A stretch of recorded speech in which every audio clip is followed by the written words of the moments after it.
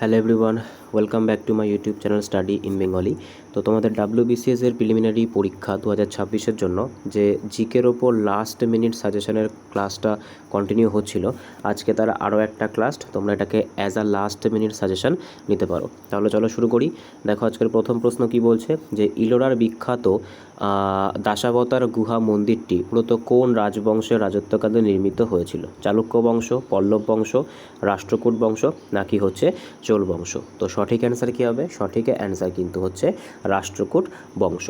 পরবর্তী প্রশ্ন দেখব কি বলেছে। দেখো আজকে 2 নম্বর প্রশ্ন, যে তরল অধাতু ব্রোমিনের সাধারণ উষ্ণতায় রং কেমন হয়ে থাকে?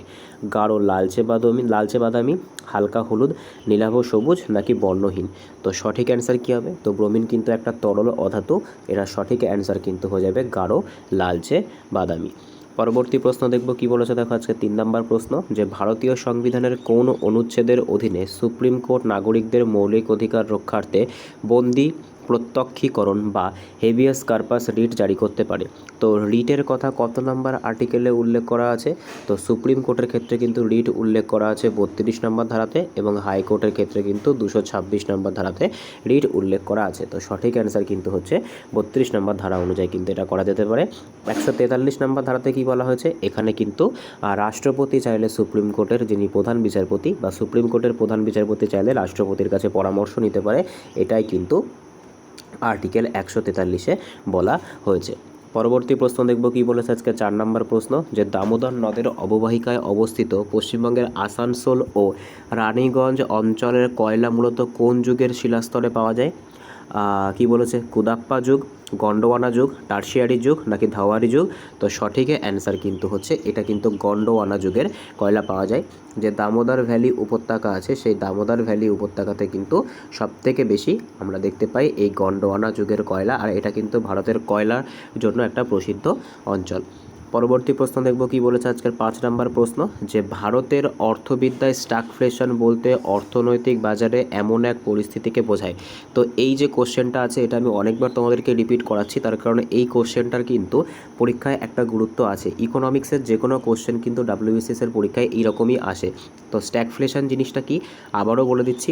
স্ট্যাগফ্লেশন মানে কিন্তু হচ্ছে উচ্চ মুদ্রাস্ফীতির সাথে যখন উচ্চ বেকারত্ব এবং মন্দা দেখতে পাওয়া যায়, অর্থাৎ হাই ইনফ্লেশন থাকবে, হাই আনএমপ্লয়মেন্ট রেট থাকবে। ঠিক আছে, পরবর্তী প্রশ্ন দেখব কি বলেছে আজকে 6 নম্বর প্রশ্ন, যে 1960 সালের ঐতিহাসিক সুরাট অধিবেশনে কংগ্রেসের চরমপন্থী এবং নরমপন্থী বিভাজনের সময় সভাপতি কে ছিল? তো 1960 সালে যখন সুরাট অধিবেশন হয়েছিল তখন সেটার সভাপতি কে ছিল? তো সঠিক অ্যান্সার কিন্তু হয়ে যাবে রাসবিহারী ঘোষ। এটা কত সালে হয়েছিল? 1960 সালে কিন্তু সুরাটে হয়েছিল, আর এটা কিন্তু জাতীয় কংগ্রেসের 23তম অধিবেশন ছিল। পরবর্তী প্রশ্ন দেখব কি বলেছে। দেখো আজকে 7 নম্বর প্রশ্ন, যে কোনো বস্তুর গতিবেগ যদি দ্বিগুণ করা হয় তবে তার গতিশক্তির কি পরিবর্তন হবে? তো গতিশক্তি কি হয়ে যাবে যদি গতিবেগ দ্বিগুণ করা হয়? তাহলে তো সেক্ষেত্রে যদি আমরা কোনো বস্তুর যে গতিবেগ আছে সেই গতিবেগকে যদি আমরা দ্বিগুণ করি তাহলে তার যে গতিশক্তি থাকে বা কাইনেটিক এনার্জি থাকে, তো কাইনেটিক এনার্জিতে কি পরিবর্তন আসে? কাইনেটিক এনার্জি কিন্তু 4 গুণ হয়ে যায়। ঠিক আছে, কাইনেটিক এনার্জি কিন্তু 4 গুণ হবে। পরবর্তী প্রশ্ন দেখব কি বলেছে আজকের 8 নম্বর প্রশ্ন, যে ভারতীয় সংবিধানের নির্দেশমূলক নীতির অন্তর্ভুক্ত অভিন্ন দেওয়ানি বিধি বা ইউনিফর্ম সিভিল কোডের কথা কোন ধারায় ঘোষণা করা আছে? তো এটা কিন্তু একটা ইম্পর্টেন্ট টপিক হয়ে যাচ্ছে, তার কারণ এই যে ইউনিফর্ম সিভিল কোড, এটা কিন্তু বর্তমানে আমরা জানি যে বর্তমানে কিন্তু এটা গুজরাট এবং আসামে কিন্তু রিসেন্টলি কিন্তু যে আসাম, সেই আসামে কিন্তু চালু করা হয়েছে। ঠিক আছে, আর এটা কত নম্বর ধারাতে আছে? তো ইউনিফর্ম সিভিল কোড এটা কিন্তু 44 নম্বর ধারাতে আছে। ঠিক আছে, পরবর্তী প্রশ্ন দেখব কি বলেছে। দেখো আজকে 9 নম্বর প্রশ্ন, যে দক্ষিণ ভারতের নীলগিরি পর্বতের সর্বোচ্চ শৃঙ্গ দোদাবেতার উচ্চতা কত? দেখো এই যে দোদাবেতার যে উচ্চতা চেয়েছে সেটা কত, সেটা কিন্তু হচ্ছে অপশান বি, অর্থাৎ এটা কিন্তু হচ্ছে 2637 মিটার, এটাই কিন্তু হচ্ছে দোদাবেতার উচ্চতা। পরবর্তী প্রশ্ন দেখব কি বলেছে। দেখো আজকে 10 নম্বর প্রশ্ন, তো দেখো এখানে যে নীলগিরির যে উচ্চতার কথা বলেছে, তো এই যে নীলগিরির উচ্চতা, নীলগিরি সম্পর্কে কিন্তু আমাদেরকে আরও কিছু জিনিস এক্সট্রা জেনে রাখতে হবে। যেরকম এই যে নীলগিরি আছে, এই নীলগিরি কিন্তু যে নীলগিরি পর্বতের সর্বোচ্চ শৃঙ্গ সেটা কিন্তু কোনটা, সেটা কিন্তু হচ্ছে দোদাবেতা। ঠিক আছে, এইবার এই যে নীলগিরি এটা কিন্তু যে পূর্বঘাট পর্বতমালা আর যে পশ্চিমঘাট পর্বতমালা এই দুটোর সংযোগস্থলে কিন্তু অবস্থিত। ঠিক আছে, আর পুরোটাই কিন্তু তোমরা জানো যে পুরোটাই কিন্তু দক্ষিণ ভারতে অবস্থিত। পরবর্তী প্রশ্ন দেখব কি বলেছে, দেখো আজকে 10 নম্বর প্রশ্ন, যে ভারতের জাতীয় আয় বা ন্যাশনাল ইনকাম পরিমাপের ক্ষেত্রে আয় পদ্ধতি বা ইনকাম মেথডে নিচের কোনটি অন্তর্ভুক্ত করা যায় না? তো ন্যাশনাল ইনকাম মেজারমেন্টের ক্ষেত্রে কোনটাকে ইনক্লুড করা যায় না? কর্মচারীদের পারিশ্রমিক, লাভ্যাংশ এবং সুদ, হস্তান্তরিত আয় বা ট্রান্সফার পেমেন্ট, যেরকম বার্ধক্য ভাতা মানে কোনো রকম ভাতা যেগুলো ডিবিটির মাধ্যমে আসে, আর একটা কিন্তু হচ্ছে ব্যবসায় লাভ। তো সঠিক অ্যান্সার কী হবে? সঠিক অ্যান্সার কিন্তু হবে এক্ষেত্রে হস্তান্তরিত আয় বা ট্রান্সফার পেমেন্ট, যেগুলো আমরা ডিবিটির মাধ্যমে পেয়ে থাকি, যেমন বার্ধক্য ভাতা বা এখন বর্তমানে যে অন্নপূর্ণা ভাণ্ডার বা এই সমস্তগুলো চলছে। তো সেক্ষেত্রে কিন্তু কি হবে না, সেক্ষেত্রে কিন্তু এইগুলোকে ন্যাশনাল ইনকামের মধ্যে বা ন্যাশনাল ইনকামের ক্যাটাগরির মধ্যে ফেলা হবে না। পরবর্তী প্রশ্ন দেখব কি বলেছে, আজকের 11তম প্রশ্ন, যে সিন্ধু সভ্যতার বিখ্যাত প্রত্নস্থল কালীবঙ্গন বর্তমানে ভারতের কোন রাজ্যে অবস্থিত? তো সিন্ধু সভ্যতার যে সাইটগুলো আছে সেগুলো কিন্তু পরীক্ষার জন্য খুবই গুরুত্বপূর্ণ। তো এর মধ্যে কিন্তু কালীবঙ্গান যে সাইটটা আছে এটা কিন্তু একটা আলাদা গুরুত্ব আছে। তো সেক্ষেত্রে সঠিক অ্যান্সার কিন্তু হবে এটা রাজস্থানে অবস্থিত। গুজরাটে কোনটা আছে? গুজরাটের একটা সাইট আছে, সেটার নাম কি? সেটার নাম কিন্তু হচ্ছে ধোলাভিরা। এই যে ধোলাভিরা যে সাইটটা আছে, এই ধোলাভিরা সাইট কিন্তু ইউনেস্কো ওয়ার্ল্ড হেরিটেজ সাইটের মধ্যে আছে। তো সেক্ষেত্রে কিন্তু এটা গুরুত্বপূর্ণ। ঠিক আছে, আচ্ছা এবার দেখো এখানে হরিয়ানার মধ্যে কি আছে। হরিয়ানার মধ্যে কিন্তু সিন্ধু সভ্যতার সবথেকে যে বড় স্থল সেটার নাম কি? সেটার নাম কিন্তু হচ্ছে রাখিগড়ি। ঠিক আছে, রাখিগড়ি আছে।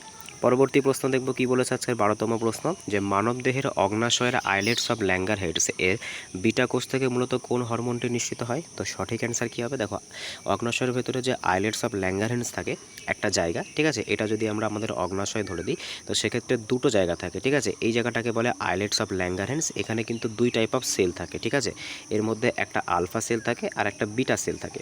তো যে আলফা সেল থাকে সেখান থেকে কিন্তু গ্লুকাগন, আর যে বিটা সেল থাকে সেখান থেকে কিন্তু ইনসুলিন নিঃসৃত হয়, যা কিন্তু বডির যে ব্লাড সুগার লেভেল সেই ব্লাড সুগার লেভেলকে কিন্তু কন্ট্রোল করে। পরবর্তী প্রশ্ন দেখব কি বলেছে আজকে 13তম প্রশ্ন, যে রাজ্য বিধানসভার কোনো অর্থ বিল রাজ্যপালের সুপারিশ ছাড়া উত্থাপন করা যায় না, এই বিষয়টি সংবিধানের কোন ধারায় উল্লেখ আছে? তো সঠিক অ্যান্সার কী হবে? এটার সঠিক অ্যান্সার কিন্তু হচ্ছে সংবিধানের যে 207 নম্বর ধারা, এখানে কিন্তু এই বিষয়টা উল্লেখ আছে। আর মানি বিল কিন্তু কেবলমাত্র কোথায় উপস্থাপন করা যায়? যদি আমরা ইউনিয়ন পার্লামেন্ট বা সেন্ট্রাল গভর্নমেন্টের ক্ষেত্রে দেখি তো সেক্ষেত্রে কিন্তু মানি বিল কেবলমাত্র লোকসভাতেই প্রেজেন্ট করা যায়। আর মানি বিল কত নম্বর ধারাতে আছে? তো মানি বিল কিন্তু 110 নম্বর ধারাতে এর উল্লেখ আছে। আর অর্থ কমিশন কিন্তু যে 280 নম্বর ধারা, সেখানে কিন্তু অর্থ কমিশনের কথা উল্লেখ করা আছে। পরবর্তী প্রশ্ন দেখব কি বলেছে আজকে 14তম প্রশ্ন, যে উত্তরবঙ্গের জলঢাকা নদীর প্রধান উৎপত্তিস্থল কোনটা? বিদাং হ্রদ, জেমু হিমবাহ, তারপরে পাগলাঝোড়া জলপ্রপাত, নাকি হচ্ছে চুম্বী উপত্যকা? তো সঠিক অ্যান্সার কী হবে? যে জলঢাকা নদী আছে সেই জলঢাকা নদী কিন্তু হচ্ছে যে বিদাং হ্রদ, ঠিক আছে, যেটা কিন্তু সিকিম এবং তিব্বত সীমান্তে অবস্থিত, এর থেকেই কিন্তু এর জলের উৎস।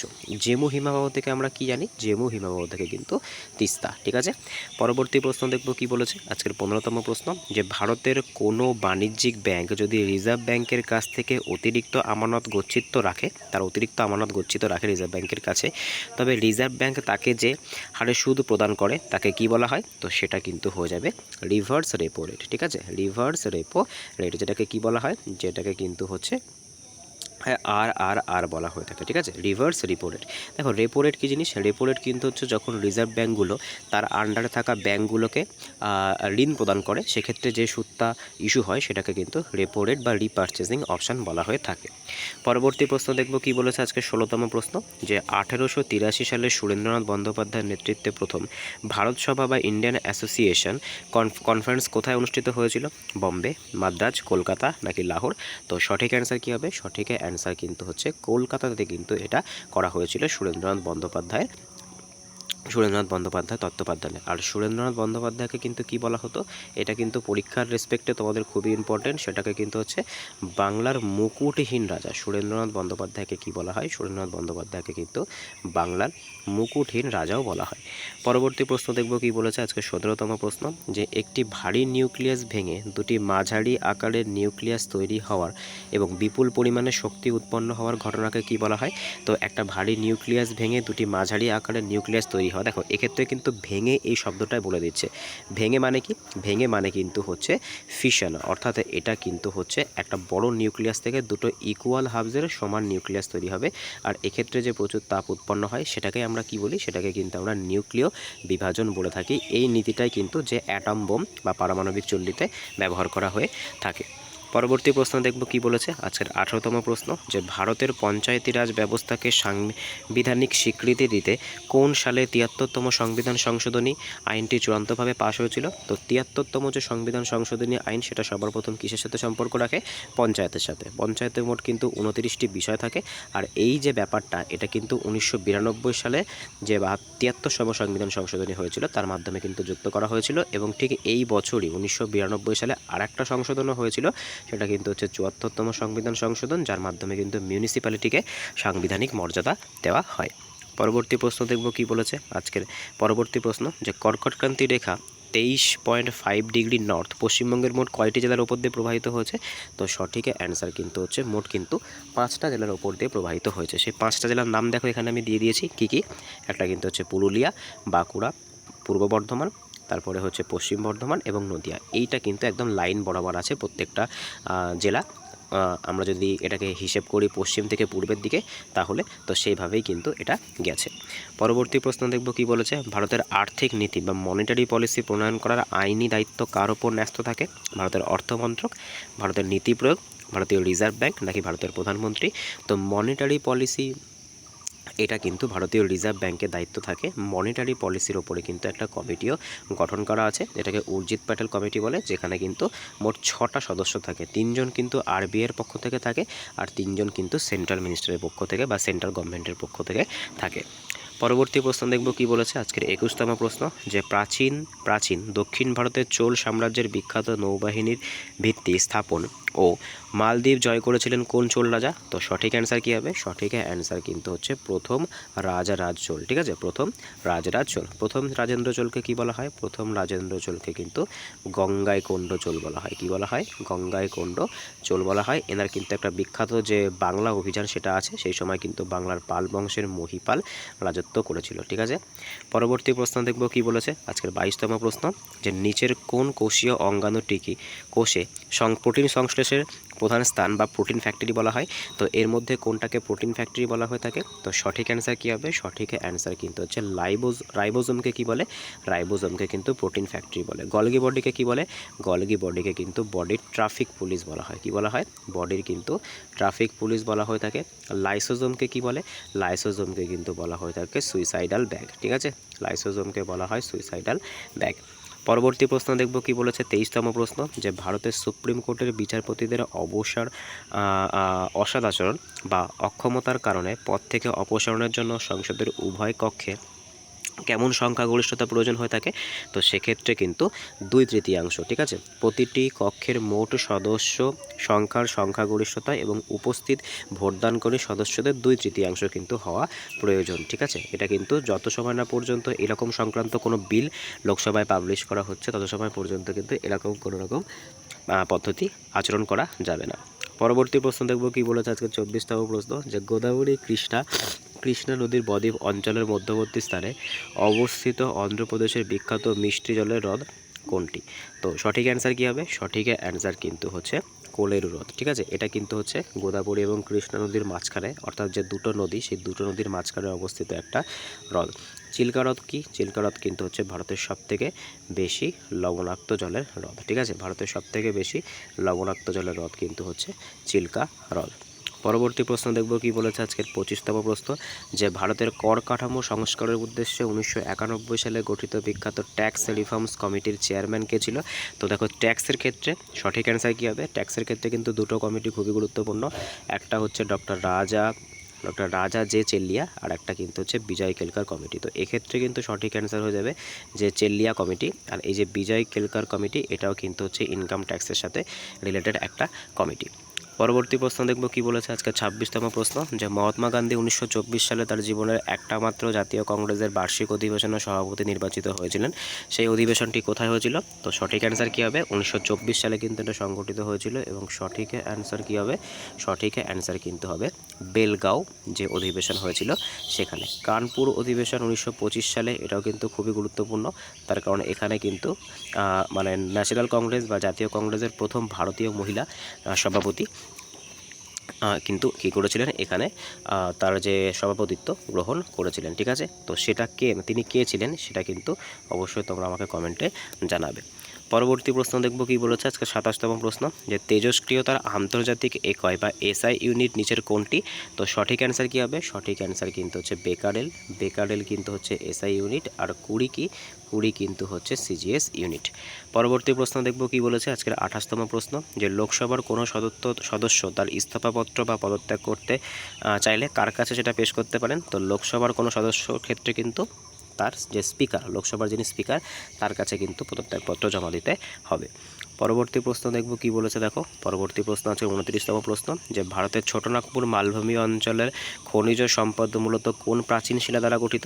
তো সঠিক অ্যান্সার কী হবে? সঠিক অ্যান্সার কিন্তু হচ্ছে আর্কিয়ান যুগের গ্রানাইট এবং নিচশিলা দ্বারা গঠিত। পরবর্তী প্রশ্ন দেখব কি বলেছে আজকে 30তম প্রশ্ন, যে স্বাধীনতার পর 1950 সালে গঠিত ভারতের প্রথম প্ল্যানিং কমিশনের প্রথম ডেপুটি চেয়ারম্যান কে ছিলেন? জওহরলাল নেহরু, গুলজারিলাল নন্দা, ভিটি কৃষ্ণমাচারী, নাকি হচ্ছে সিডি দেশমুখ? তো সঠিক অ্যান্সার কী হবে? সঠিক অ্যান্সার কিন্তু হচ্ছে গুলজারিলাল নন্দা।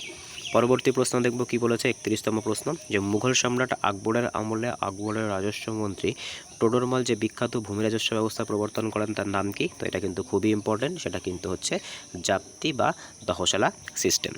পরবর্তী প্রশ্ন দেখব কি বলেছে আজকের 32তম প্রশ্ন, যে আকাশে রামধনু সৃষ্টির মূল প্রাকৃতিক কারণ কোন কোন ঘটনার সম্মিলিত রূপ? তো মনে রাখতে হবে এটা কিন্তু সব কটার, ঠিক আছে, অর্থাৎ আলোর প্রতিসরণ, অভ্যন্তরীণ পূর্ণ, এটা না, এক্ষেত্রে দেখো এখানে প্রত্যেকটা, হ্যাঁ এটাই ঠিক আছে। তো আলোর অপ্রতিসরণ হয়, এখানে অভ্যন্তরীণ পূর্ণ প্রতিফলন হয় এবং বিচ্ছুরণ, এই তিনটে ঘটনাই কিন্তু ঘটে থাকে, তার ফলে কিন্তু রামধনু তৈরি হয়। পরবর্তী প্রশ্ন দেখব কি বলেছে আজকে 33তম প্রশ্ন, যে রাজ্যপালকে তার শপথ বাক্য কে পাঠ করান? তো সঠিক অ্যান্সার কী হবে? এটা সঠিক অ্যান্সার কিন্তু হচ্ছে সংশ্লিষ্ট রাজ্যের হাইকোর্টের যিনি প্রধান বিচারপতি থাকেন তিনিই কিন্তু এই কাজটা করে থাকেন। পরবর্তী প্রশ্ন দেখব কি বলেছে আজকে 34তম প্রশ্ন, যে ভারতের পূর্বঘাট পর্বতমালা এবং মহেন্দ্রগুলির সর্বোচ্চ শৃঙ্গ হিসাবে বর্তমানে কোন শৃঙ্গটিকে ভৌগোলিকভাবে গণ্য করা হয়? জিন্দাগাদা, তারপরে হচ্ছে আরমাকোডা, আনাইমুদি, নাকি হচ্ছে কলসুবাই? তো মহেন্দ্রগিরি পর্বতের সর্বোচ্চ শৃঙ্গ কিন্তু হচ্ছে জিন্দাগাদা। পরবর্তী প্রশ্ন দেখব কি বলেছে 35তম প্রশ্ন, যে ভারতের কৃষিক্ষেত্রে গ্রামীণ উন্নয়নে ঋণ সরবরাহের সর্বোচ্চ নিয়ামক সংস্থা নাবার্ড কোন কমিটির সুপারিশে গঠিত হয়েছিল? তো সঠিক অ্যান্সার কিন্তু হচ্ছে শিবরমন কমিটির সুপারিশে কিন্তু এটা গঠিত হয়েছিল। নার্সিং হোম কমিটি এটা কিসের সাথে সম্পর্কযুক্ত? এটা কিন্তু যে ব্যাংকিং রিফর্ম, সেই ব্যাংকিং রিফর্মের সাথে সম্পর্ক রাখে। পরবর্তী প্রশ্ন দেখব কি বলেছে আজকে 36তম প্রশ্ন, যে 1940 সালের আগস্ট মাসে ভাইসরয় লর্ড লিনলিথগো কর্তৃক ঘোষিত আগস্ট অফারের মূল প্রস্তাব কী ছিল? তো মূল প্রস্তাব কিন্তু ছিল হচ্ছে অপশান বি, অর্থাৎ ভারতকে একটা কিন্তু ডোমিনিয়ন স্ট্যাটাস বা ঔপনিবেশিক স্বায়ত্তশাসন দেওয়া। পরবর্তী প্রশ্ন দেখব কি বলেছে 37তম প্রশ্ন, যে মানুষের লালারস বা স্যালাইভাতে উপস্থিত কোন উৎসেচকটি মূলত স্টার্চ বা শ্বেতসারকে মল্টোজে ভেঙে ফেলতে সাহায্য করে? তো সঠিক অ্যান্সার কিন্তু হয়ে যাবে টায়ালিন বা স্যালিভারি অ্যামাইলেজ। পরবর্তী প্রশ্ন দেখব আজকের 38তম প্রশ্ন, যে সংবিধানের কোন অনুচ্ছেদের অধীনে ভারতের রাষ্ট্রপতি দেশে আর্থিক জরুরি অবস্থা বা ফিনান্সিয়াল এমার্জেন্সি চালু করতে পারে? তো সঠিক অ্যান্সার কিন্তু হচ্ছে 360 নম্বর ধারা। পরবর্তী প্রশ্ন দেখব কি বলেছে আজকের 39তম প্রশ্ন, যে পশ্চিমবঙ্গের পুরুলিয়া জেলার অযোধ্যা পাহাড়ের সর্বোচ্চ শৃঙ্গের নাম কি বা সর্বোচ্চ শৃঙ্গের উচ্চতা কত? তো অযোধ্যা পাহাড়ের সর্বোচ্চ শৃঙ্গ কোনটা সবার প্রথমে সেটা জানতে হবে, সেটা কিন্তু হচ্ছে গোর্গাবুরু, আর এটার উচ্চতা কিন্তু হচ্ছে 677 মিটার। পরবর্তী প্রশ্ন দেখব কি বলেছে আজকের লাস্ট প্রশ্ন, যে লর্ড উইলিয়াম বেন্টিং কত সালে কত নাম্বার রেগুলেশন বা আইন জারি করে ভারতের বুক থেকে সতীদাহ প্রথা সম্পূর্ণ নিষিদ্ধ করেছিল? এটা কিন্তু খুবই গুরুত্বপূর্ণ একটা প্রশ্ন।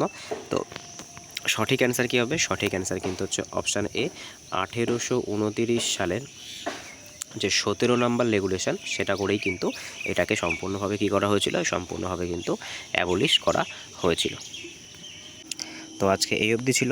আউট অফ 40 কার কত স্কোর হচ্ছে অবশ্যই কিন্তু তোমরা কমেন্টে জানাবে।